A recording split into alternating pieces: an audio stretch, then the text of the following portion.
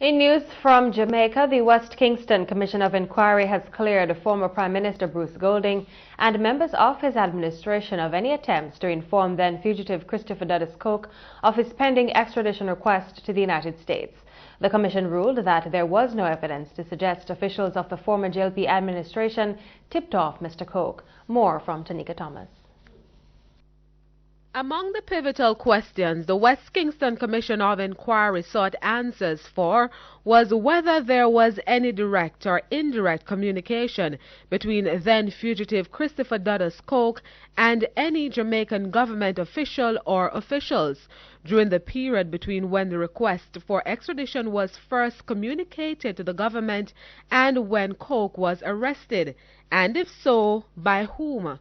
But after listening to key witnesses, the three-member commission led by retired Barbadian Chief Judge Sir David Simmons has cleared the former Bruce Golding administration of any wrongdoing.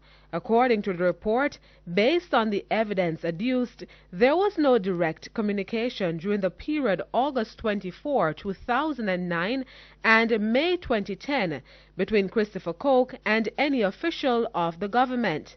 Suspicions were high that Coke was allegedly tipped off on August 24, 2009 after the heads of security forces informed Prime Minister Bruce Golding and then National Security Minister Dwight Nelson of an imminent request for Coke's extradition. On August 24, 2009, former Police Commissioner Rear Admiral Hardley Lewin said he telephoned former Chief of Defense Staff Major General Stuart Saunders, informing him of the U.S.'s extradition request for Coke.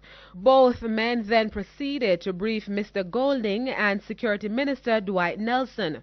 In his witness statement, however, Major Saunders told the Commission that within 5 minutes after leaving Vale Royal, the official residence of the Prime Minister, he received information that Coke had fled his Belvedere St. Andrew home and sought retreat in Tivoli Gardens. The David Simmons Tribunal, however, concluded that the evidence of Coke being tipped off on August 24, 2009, following the heads of security briefing with Prime Minister Golding, isn't of a quality that could lead the Commission to make any finding of communication between Coke and any official of the Jamaican government.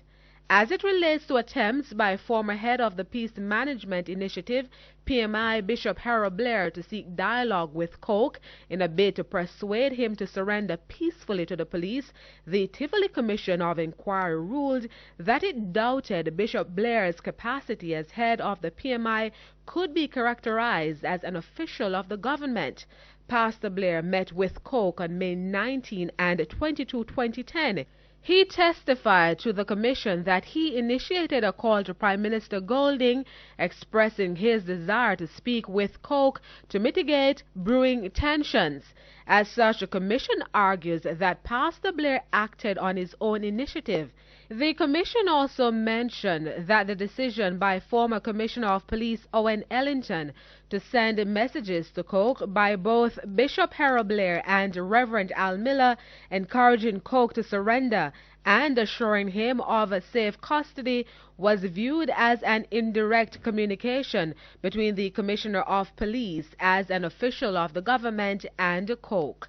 But the Commission believes it was for the laudable purpose of seeking to avoid a violent and bloody confrontation.